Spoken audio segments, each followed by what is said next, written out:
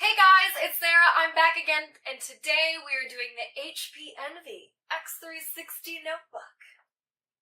Okay, so the x360 is a replacement for my previous Envy, which I bought back in 2015. But one thing that I can tell you is that people here don't really know how to drive. They don't really know how to drive. And so I had to slam on the brakes. It was in my car, and that jarred it just enough so that it would crack. But because I liked the Envy so much, I just went ahead and got a brand new Envy at the same time, the later version, which is this one, the x360, because your girl doesn't really like change that much. It's fine. It's fine. Okay. So the x360 is one of the lightest and thinnest laptops I've ever owned, and is great for portability as long as you don't drop it, of course, or you're around crappy drivers.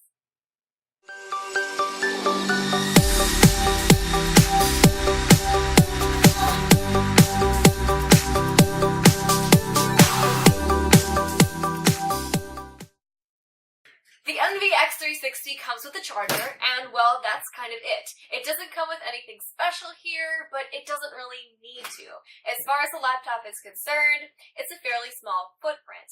The Envy x360 packs a 15.6-inch 1080p IPS panel display that supports 10-point multi-touch into a device that's only 15 inches long, 9.8 inches wide, and 3/4 of an inch thick. On top of that, HP manages to pack all this into a device that weighs just 4.78 pounds. This doesn't exactly make the x360 a thin and light, and for only $640, it leaves more to be desired. Additionally, the outer finish is plastic, so it doesn't have a completely premium feel. There's not a lot of flex around the keyboard or screen, however, leaving the x360 in pretty good shape. As far as I/O goes, on the right side you'll find an HDMI 2.0 port, a USB 3.0 Type-A port, as well as a USB 3.1 Type-C port, and an SD card reader. Moving along to the left side, there's another USB 3.0 Type-A, a headphone, and a mic combo jack, which is a big bonus in 2017, as well as a Kensington lock. Right next to all of this, you'll find a power button and volume buttons. If we take a look inside, you'll find a 1TB hard drive, though there's no SSD in it. The x360 comes equipped with an i7-6560U running at 2.2 GHz, though it's capable of 3.2 GHz boost. Alongside that, you have a whopping 12 gigs of DDR4 RAM, running at 2133 MHz. As far as performance goes, the CPU is nothing too special, scoring only 200 in our Cinebridge test. OpenGL fared a bit better, scoring at a respectable 55.42 frames per second, with the Intel 540 integrated graphics.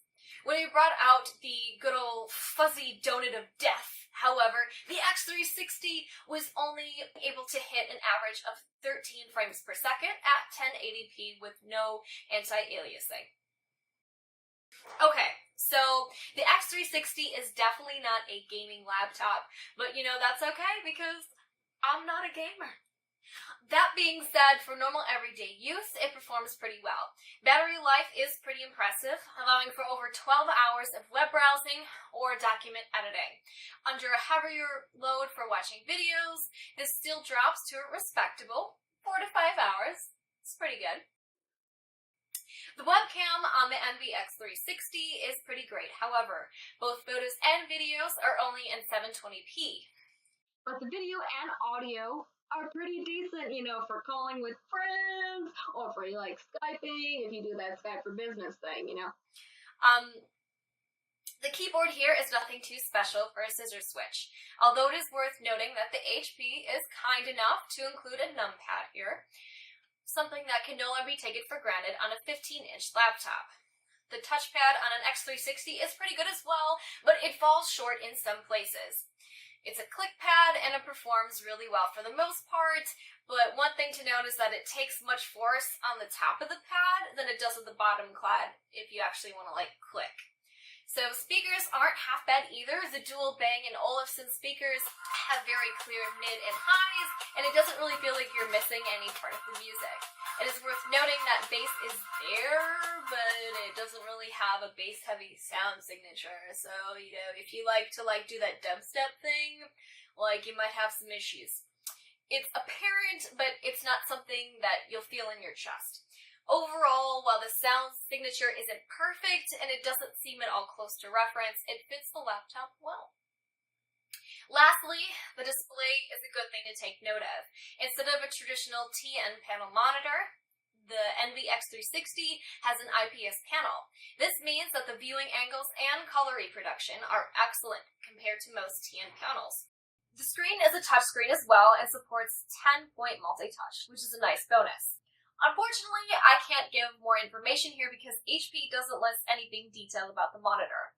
I would like to assume it's 99% sRGB color compliant, but since HP doesn't specifically say anything other than its 1080p IPS panel, it's hard to really say for sure. So, in conclusion, the HP Envy X360 is not a gaming laptop, but in HP's defense, it was never marketed as one.